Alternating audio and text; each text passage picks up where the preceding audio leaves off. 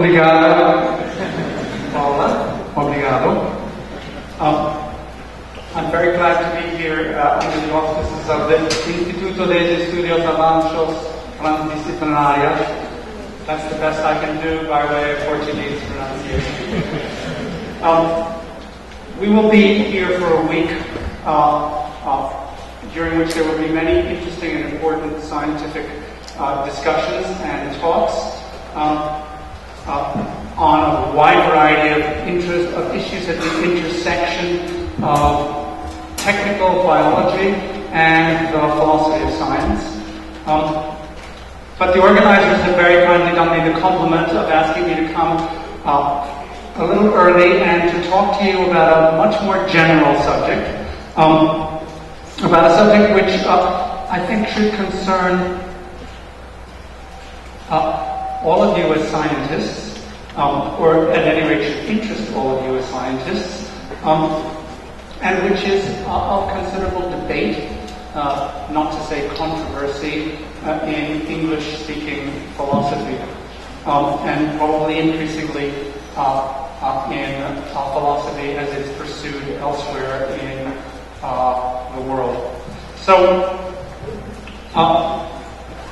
a little background before I walk through the argument that I'm going to give, and some parts of it I will move through faster than others because they are less exciting or less relevant,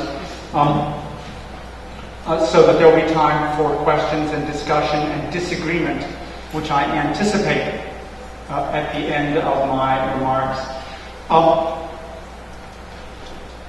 The history of philosophy is the history of the progressive separation from philosophy of each of the sciences, starting with mathematics and Euclid in the 3rd century BC in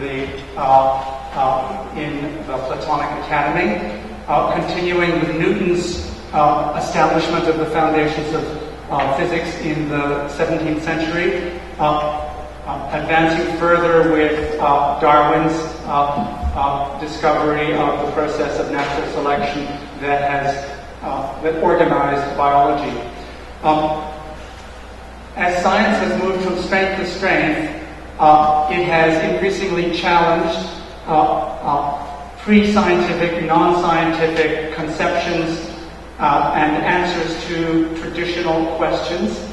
And at each epoch in the history of the development of the sciences, some philosopher or theologian or other has come forward and drawn a line in the sand and said, you can come this far, science, but no further in your claims to answer the questions of philosophy that keep people up at night, unable to sleep.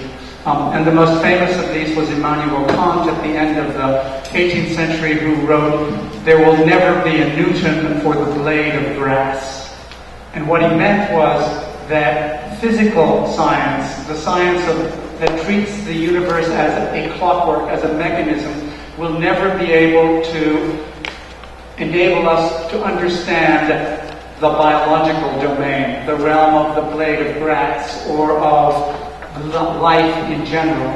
And of course, only 50 years after Kant issued this edict against the further development of physical science, Darwin published The Origin of Species, and thereby showed that physics, the clockwork view of the nature of reality, and its successor theories, not just mechanistic, deterministic physics, but thermodynamics, electromagnetism, quantum mechanics, general relativity, that altogether these disciplines can provide an understanding and an answer to fundamental philosophical questions. And in the 20th century and now in the 21st century, many of the humanistic disciplines have been beating a retreat, a resistant, combative retreat against the claims of what I call scientism. What is scientism? Well, the word has in English pejorative connotations. Pejorative means negative or unfavorable. So, for example, queer or gay is a term which used to, in English, have the pejorative connotation of condemnation for a certain group. And that group decided to take the word queer and the word gay and make it a badge of honor. So similarly, there are those nowadays in science and philosophy who take the pejorative term scientism and try to turn it around into a badge of honor. The pejorative term means the unreasonable and exaggerated attachment to science as the solution to all intellectually significant problems. And as an exponent of scientism, I accept that definition with the qualification that I don't think it's unreasonable or exaggerated. And so in what follows, I'm going to briefly walk through how scientism, how the commitment to science as the sole way of knowing, how that commitment enables us to answer the persistent questions. And by persistent, I mean the questions that keep people up at night. You and me, certainly me, when I myself wandered out of physics and into philosophy many years ago. What are these questions? Well, I give you some of them, not all, but some of them with their short answers. Is there a God? No. What is the nature of reality? It's just what physics tells us the nature of reality is. What is the purpose of the universe? There is none. What is the meaning of life? Ditto, which is brief shorthand English for the same thing. Is there a soul? Is it immortal? Are you kidding? Are you joking? Is there free will? Not a chance. Right? What is the difference between right and wrong and good and bad? There is no moral difference between them. Now, this is a particularly challenging claim that we may want to spend a good deal more time on. You can really trust me not to steal you or to molest your children or otherwise act in a way that you would disapprove of, even though I am a moral nihilist. Why should I be moral? Because it makes you feel better than being immoral, because we were selected for being moral.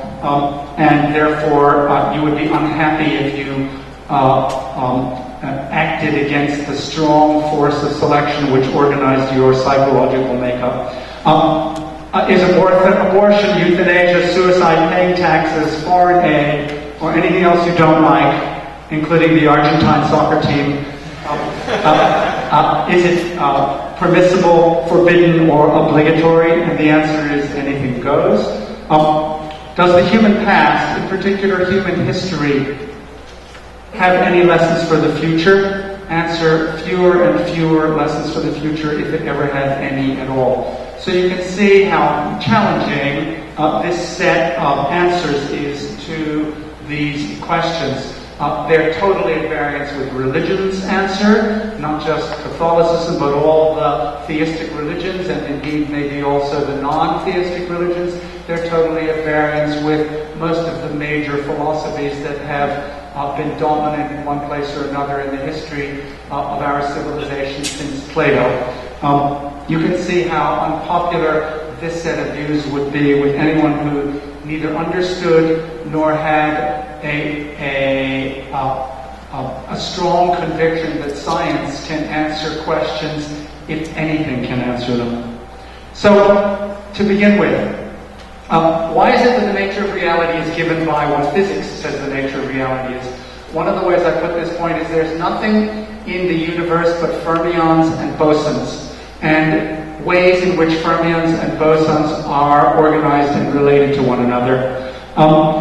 And to say that the physical facts fix all the facts, that every fact that there is, including all the facts about us, all the facts about our minds, all the facts about why we're here today, to say that all those facts are fixed, determined, explained by the physical facts, constituted, made up of the physical facts.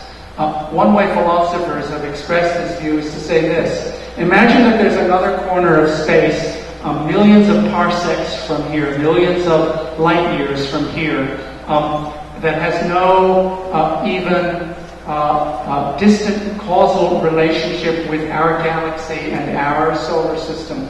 Imagine in this region of space that the molecules and the atoms and the fermions and the bosons all come together in such a way that the distribution of matter and fields in this portion of the universe, billions of kilometers from here, is exactly the same as the organization of matter on the Earth and, say, in its immediate vicinity, including the Moon.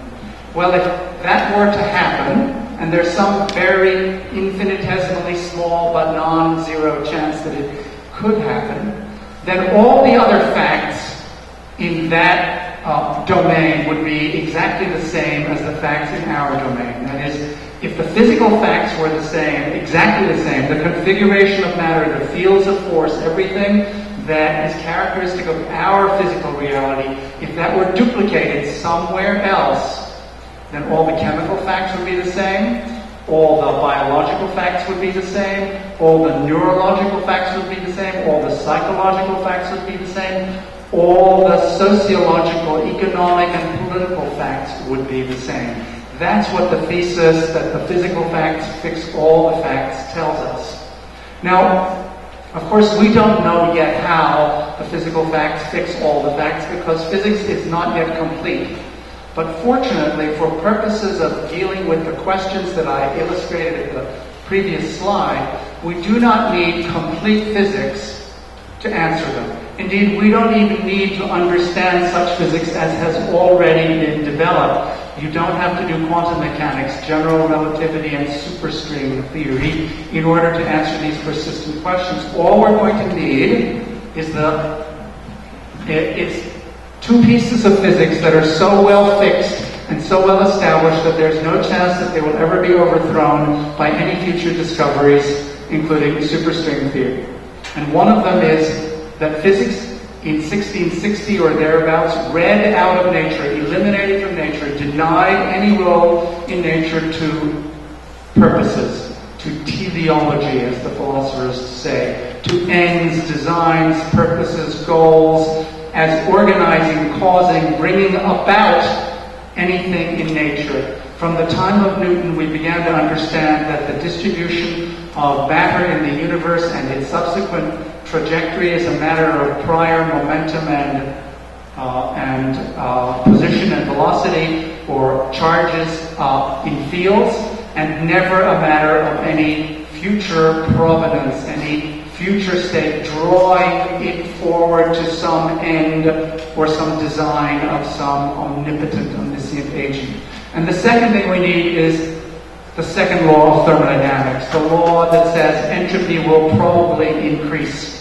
Things will become messier and more disordered. This is a proposition which those of us who have anything to do with science certainly regrettably recognize the truth of. So, given those two well-established features of physics, we can begin to answer a lot of questions about the nature of reality, the meaning of life, the purpose of the universe. To begin with, it's not just that the theory of natural selection, Darwin's theory, is compatible with physics. It's the only possible process, the process that Darwin discovered, that could actually produce adaptations in the world given what the second law of thermodynamics tells us. It's not just that Darwinian natural selection is the most well-established biological theory. It's the only possible theory compatible with what we know of physics. This is why when physics fixes all the facts, it fixes all the facts about adaptation, about diversity, about complexity in the biological realm. Now, it's very interesting that as biologists, you probably never thought about the theory of natural selection this way, because for you as biologists, the evidence in favor of the theory of natural selection is evidence from the biological domain. Whereas for a philosopher who looks at the theory of natural selection in terms of its compatibility with and relationship to broader and more fundamental theories in science, and especially in chemistry and physics, the question of where the process of natural selection comes from. What could have ordained that this is the process that actually operates in the universe is an important question. And once you begin to address it, you see that that's the only way in which adaptation, diversity, and complexity could have emerged in our universe. That when the physical facts fixed the facts, they made Darwinian processes the only way by which adaptation could emerge. And that's why Darwin showed finally and completely that there is no role for purpose anywhere in the universe, including even in the biological domain. Well, how did he do this? I don't know whether you have IKEA here in Brazil. IKEA is a furniture store in Europe that sells prefabricated furniture which you put together with a wrench, and it's very clever. You make fantastically complicated furniture using only a screwdriver. Right? And you cannot buy the furniture already assembled, you have to assemble it yourself. Okay? And it's always wonderful design, okay, not very expensive, okay, and these stores are everywhere in Europe and America. I'm surprised that they're not here in, is there one in Rio? Lock, stock is similar. Lock, stock, and barrel? Lock, stock. Okay, lock, stock. So lock, stock didn't make natural history. Natural history adaptation is rare, expensive, and accidental. What does that mean? Well, if the second law of thermodynamics, which says that disorganization always is almost always more probable than organization, if that's true, then organization, like us, living, organized biological systems, must be rare. They must be rare because they're improbable according to the second law of thermodynamics. And if adaptations like us, if things that are suited to their environment, that have means that enable them to attain ends, if such things arise in the universe, okay, they cannot start from some adaptations that already existed. Given that the universe is just blind matter in motion, the earliest, the first, the smallest adaptation had to be entirely accidental. So the first thing we know is that adaptations are going to be rare because of the second law of thermodynamics. And the second thing we know is that adaptations have to be have to start from zero adaptations, from a point where there are no adaptations. And the third thing that we know is that if there are adaptations and they increase over time, they're going to have to harness the second law of thermodynamics. They're going to have to use the second law of thermodynamics in order to grow. Why is that?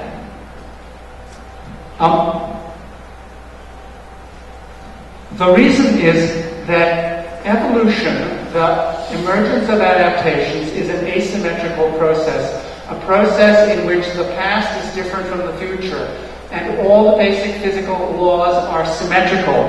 You can both predict all future eclipses and predict backwards all past eclipses, and that's because the fundamental laws of physics are time reversal invariant.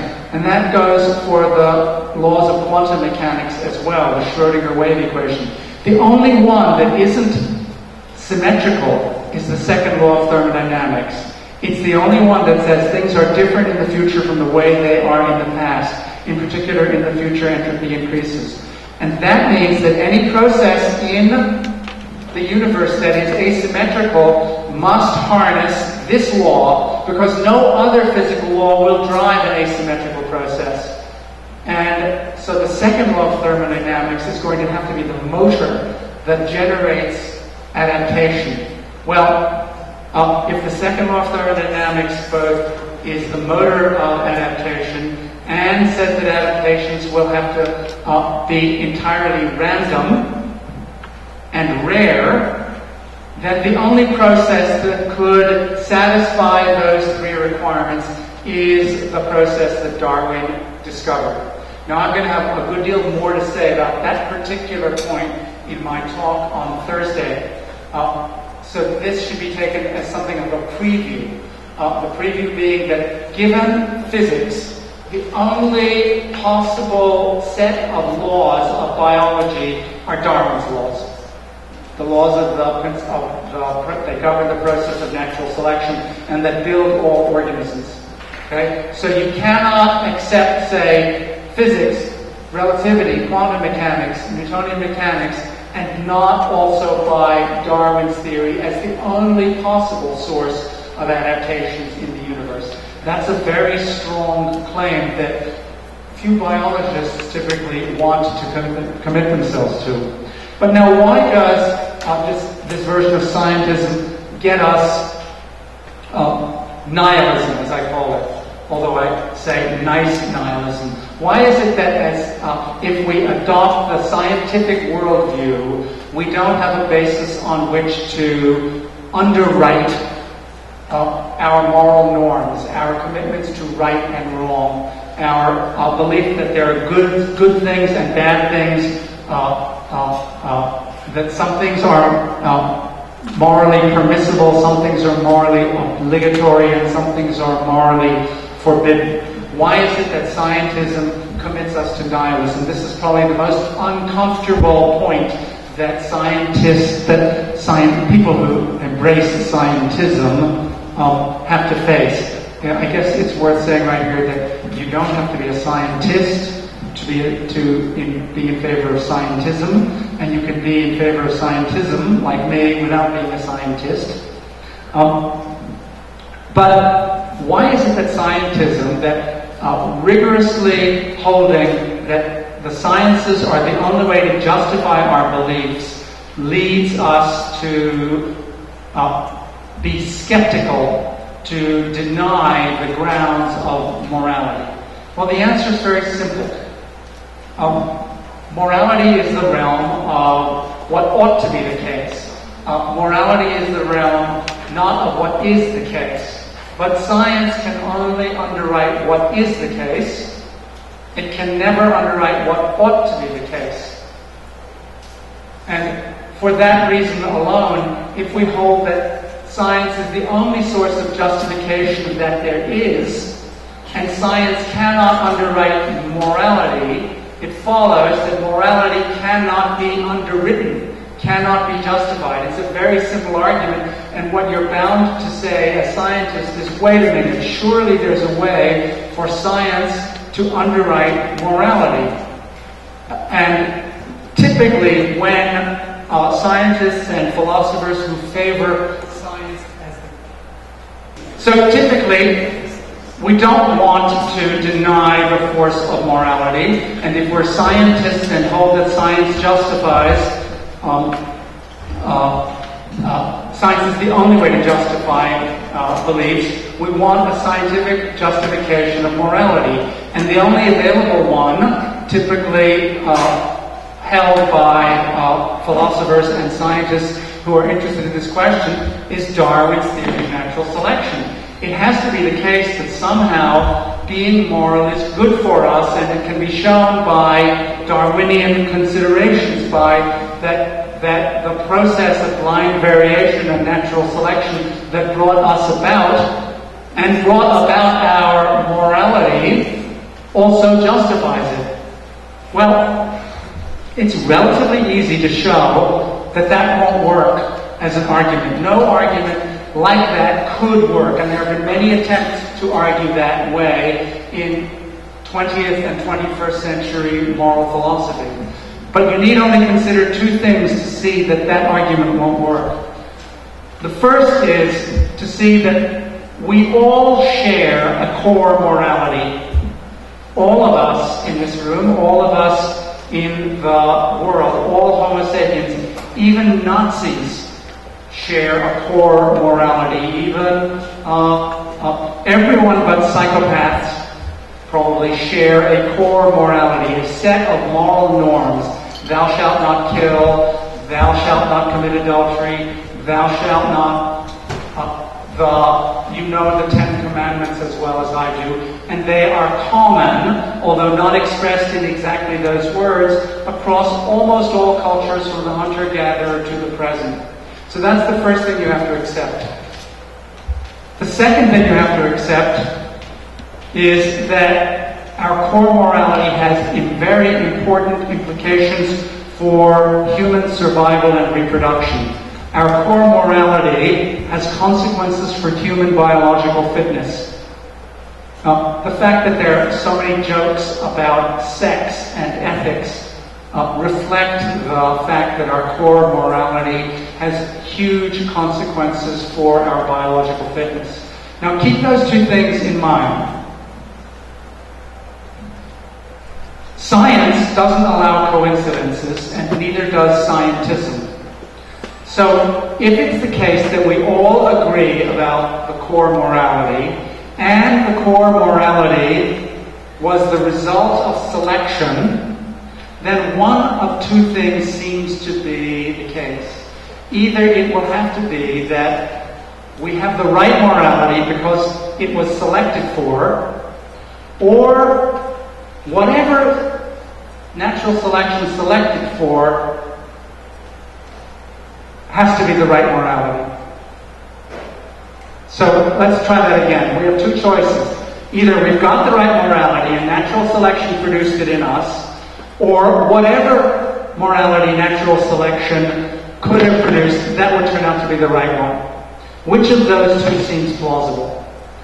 Obviously the first. No one wants to think that just because natural selection produced something that it's right. We know independently that natural selection selects for many false beliefs. Xenophobia, the patriarchy, folk physics, folk biology. Natural selection is not good at selecting true beliefs. It's only good at selecting beliefs that further our fitness. So we can rule out the idea that natural selection was so smart that it managed to get us, to channel us to the right moral core.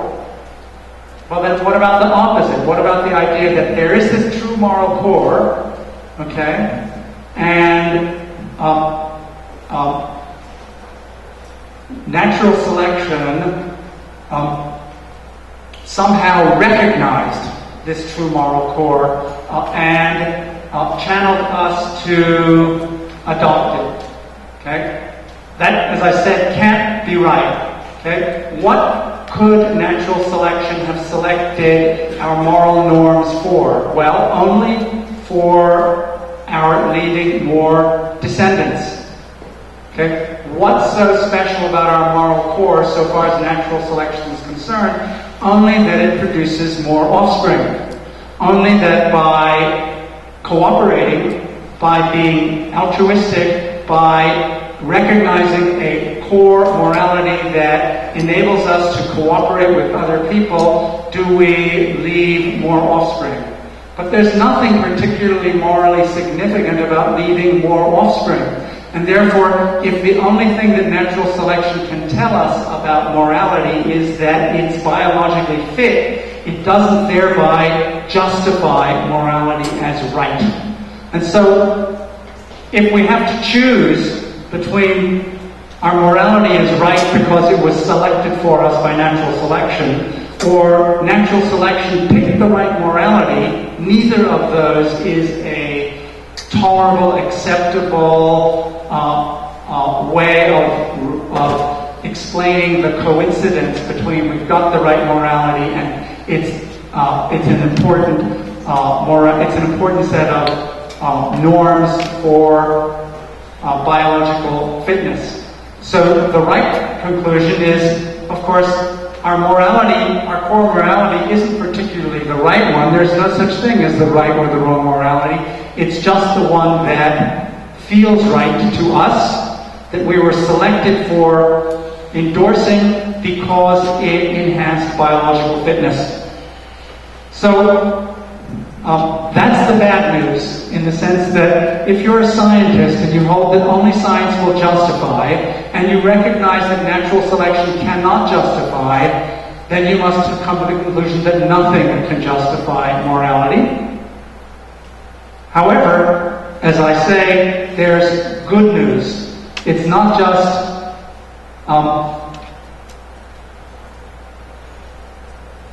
I'm looking for the previous slide. It's not just nihilism, it's nice nihilism. Now, what do I mean by that?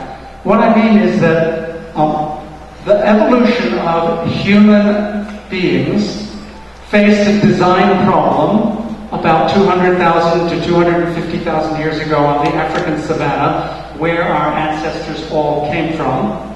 And that design problem forced the moral core on us, forced us into the kind of morality that we all recognize around the world as the right morality. How did it do that? Well, very specifically, we were faced with a design problem from hell, as I say.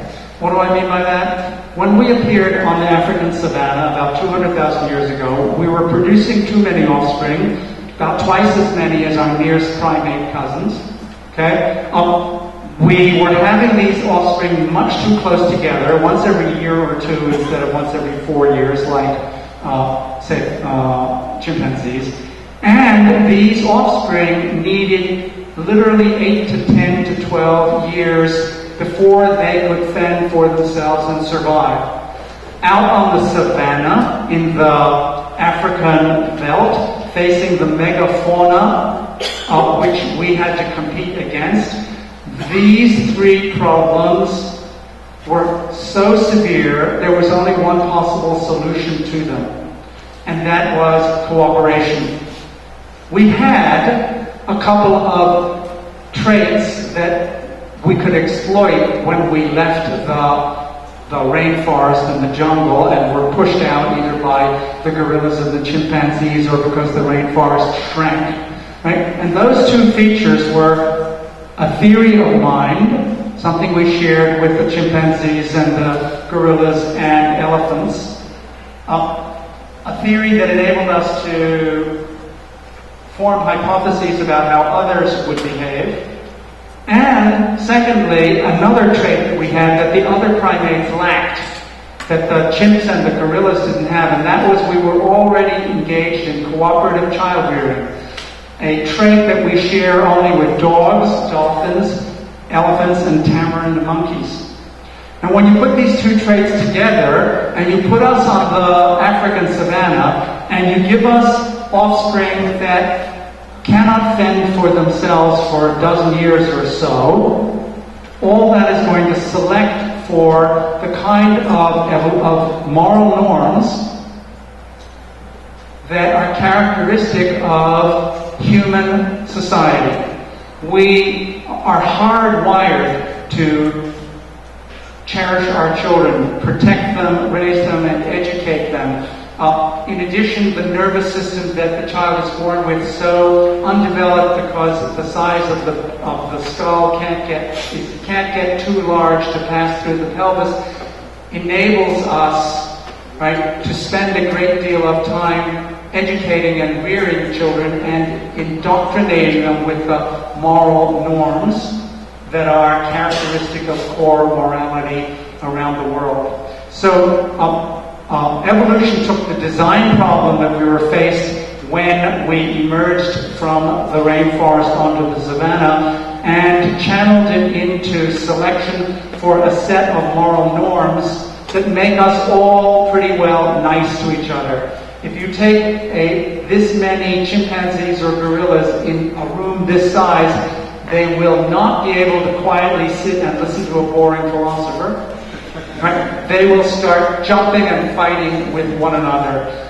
Natural selection made us into the kind of people who cooperate with one another sufficiently to allow us to sit in a room like this calmly and without disturbing one another. And it allowed us to acquire a lot of other norms which, just as with all other biological traits, are on a very nice bell-shaped curve. So that at the extreme end there are the unconditional altruists like Mother Teresa and the President of Brazil. And on the other end, there are the psychopaths. Okay? And unfortunately, the psychopaths and sociopaths will always be with us. But by and large, 2 standard deviations around the mean, most of us are nice. And that's what I mean by saying that scientism commits us to nice nihilism. No particular grounds for morality, but the confidence that everybody is pretty moral. Next part of this, philosophy and common sense has long insisted that the best source of confidence about the nature of human behavior and human activities is our introspective thought, our consciousness, okay? Our thinking through why we do things. So, for example, you are all quite confident that when you raise your arm like this, it's because of an act of will inside your mind. Your mind wills to raise your arm, and that's why you do so. Science teaches us to be completely unconfident about our conscious. We should never trust our conscious, especially when it comes into conflict with science.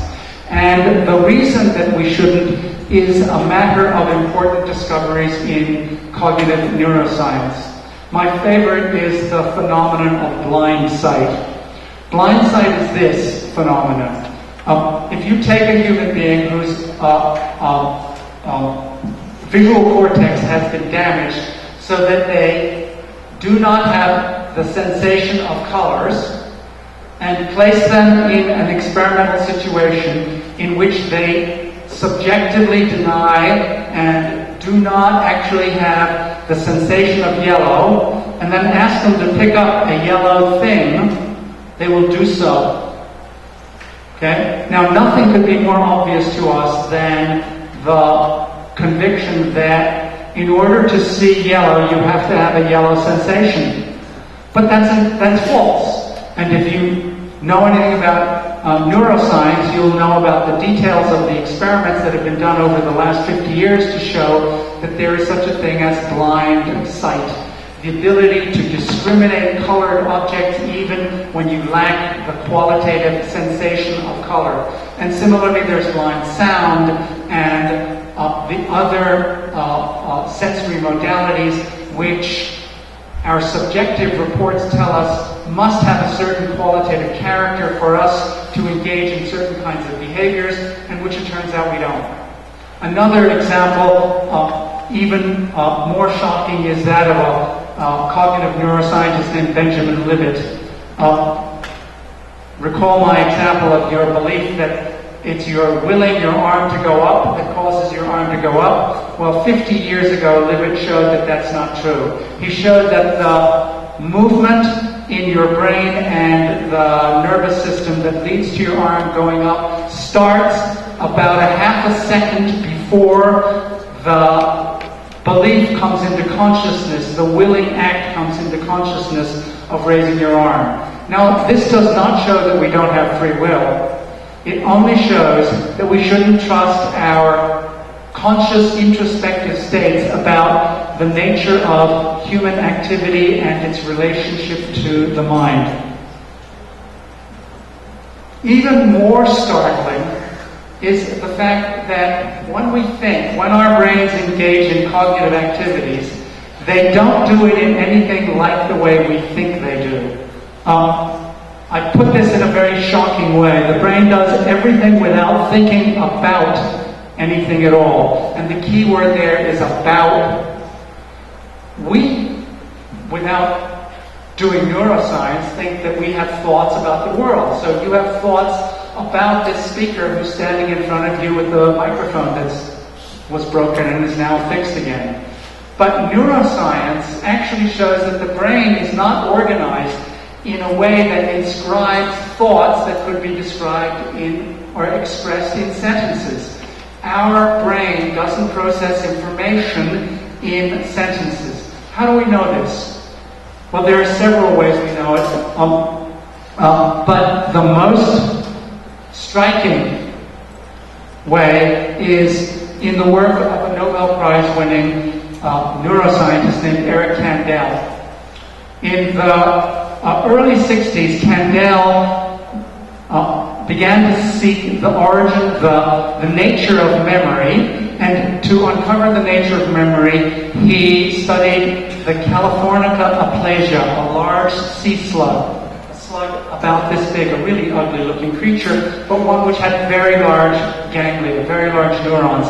And he uncovered the molecular biology of long-term memory in the conditioning memory in the sea slug. Now, nobody thinks that sea slugs have thoughts with sentences in them, but the sea slug can be conditioned to behave in a certain way and to hold on to the conditioning for a long period.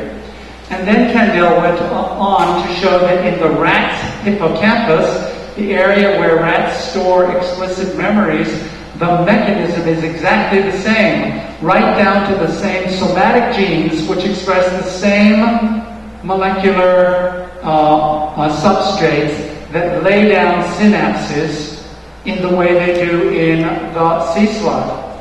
And of course, Candell didn't stop there. He showed that the human brain, the hippocampus of the human, is equally a structure that works in exactly the same way from the molecular point of view as the sea slug. The only difference between the sea slug and the rat and the human is the rat has hundreds of millions of neurons, and the human has even another order of magnitude of the same neurons. So that cognition, as it goes on in our heads, does not differ from cognition in the rat, nor from what goes on in the sea slug, except by degree. And unless you think that the sea slug stores information in the form of sentences in its neurons that are about the world as it interacts with that world, unless you think that, you cannot think the same of us. You can't think that we think about the world in terms of sentences somehow inscribed in our brains the way that they are written in books or in pixels on computer screens. Of course, still another way of seeing this is to consider the computer that was developed by IBM a few years ago called Watson.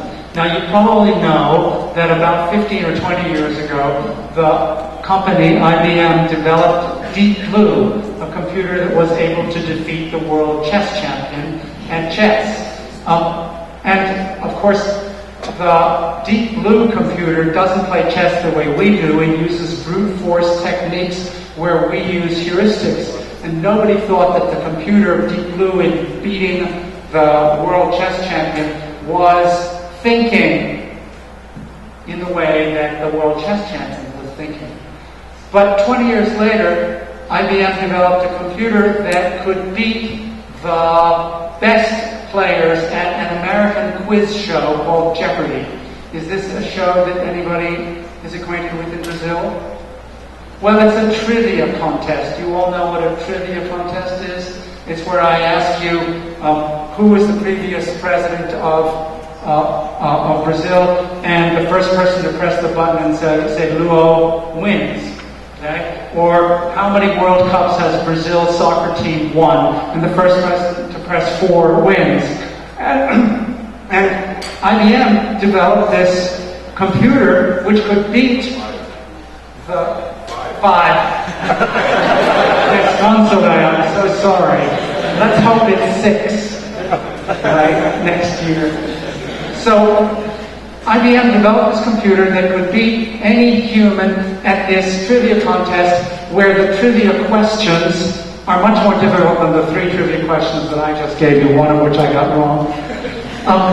And of course, computers don't register information in sentences in their brains. Computers are just on-off circuitry. Right? We interpret what a computer does. A computer produces noises in the air as an answer to a question, and we interpret it a certain way. Well, just as we interpret what a computer does, similarly, we are interpreting one another, and the neural processing in our brains is no different from the neural processing in the computer. It doesn't record information in the form of sentences. Now, this is important. It's a technically interesting point in psychology, but it's also important for these great questions. I'm going to skip that slide. Because if we don't, in our non-conscious thoughts, think in sentences and propositions, we don't think in sentences and propositions about the future. That's an illusion of consciousness. Okay? Our conscious thoughts we think of, or we believe to be, we treat as expressing sentences about reality, including sentences about the future, but they couldn't, because the conscious processes in our brains are no different from the unconscious processes, except they have this further feature of consciousness. And if the unconscious processes in the brain do not record or represent or carry sentences, then the conscious ones can't either. They're just sensations, images, silent pieces of speech moving across the stage of introspection. And because of their connection with, their association with behavior and reinforcement of behavior, we are deluded. It's an illusion of ours to think that they are sentences with content, and then to go on and infer that our non-conscious cognitive processes are sentences with content. Now, this is a very strange idea, but if you begin to read the textbooks of cognitive neuroscience and begin to see the details of how the neuroscientist explains the behavior, which in common everyday thinking we contemplate as the processing of meaningful sentences, and see that the processing of meaningful sentences in silent speech or in voiced speech actually has no part of the transactions that go on in the brain, you come to the conclusion that this too is an illusion, including the illusions that we use to explain and predict one another's behavior in ordinary life. In ordinary life, we explain and predict one another's behavior by identifying the beliefs and the motives that lead to our behaviors. But one tip-off that this theory, the implicit theory of common sense, that we do things because of beliefs and desires that cause us to behave in certain ways, that this theory can't be right, it is predictively extremely weak. This theory has been with us at least since Homer, at least since the writing of the Iliad and the Odyssey, and certainly right through to contemporary literature and history. And yet it is no better at predicting the future than it was in the hands of Homer or Thucydides or Herodotus. So the machinery of everyday life, which we have been selected for employing because it's a good first approximation to getting on with other people in cooperative enterprises, we mistakenly treat as the correct account of the causes of our behavior, both individual human action and the assemblages of the actions of large numbers of people into world historical movements. And it's because that theory is ungrounded by science that it is so predictably weak, that history is constantly revised and rewritten and never fixed and agreed upon in the way that, say, science, physics, chemistry, or biology accumulate from established and successfully confirmed theories to new ones. Okay? And we have to understand that this conception that we have of ourselves, okay, both in its explanatory role in human behavior is much too weak to withstand the kind of standards that scientists would insist on imposing, and also involves another and final illusion, and that's the illusion that we have a continuing, enduring self through time, that from our births to our deaths there's one person, one agent, one mind, one soul, which is numerically the same and continuous through our body, even as our body grows and changes shape and eventually becomes infirm and dies. All those changes to our body, including the total turnover of all the cells in our body, which we know occurs every 7 years or so, all the atoms at least every 7 years, and the cells over a slower period if you count the neural cells. Despite this total turnover, we think that there's some enduring person. But that enduring person could not be physical, because no physical thing in our bodies endures over time, and therefore it has to be non-physical. But if the physical facts fix all the facts, then there aren't any non-physical facts, including non-physical facts about our enduring through time as a continuous person's self, mind, or soul. And that's one of the last illusions that we need to give up. That this illusion is operative in us is very clear from all the literature in which people change their bodies while remaining the same person. Kafka's Metamorphosis, or two famous films by the Disney movie theater, in which daughters change place with mothers, or sons change place with fathers, even though they haven't changed a single molecule of their bodies. That conception, because we think it's intelligible, shows that we're committed to this self that's non-physical. But we know that there cannot, from scientific bases alone, we know there cannot be a non-physical particular thing that exists through our lives numerically identical like that. So that's just something else that we need to give up. And as I said before, since our conception of ourselves as agents who act on beliefs and desires is fundamentally misconceived, similarly the history that we write on that basis is misconceived. But there's another reason why previous human history is not a guide to the future. And this is the last point I want to make today, because I'm sure you have 100 different objections to what I've been saying. But the last point I want to make is this. We know from biology that adaptations either compete with other adaptations or they co-adapt with these other adaptations.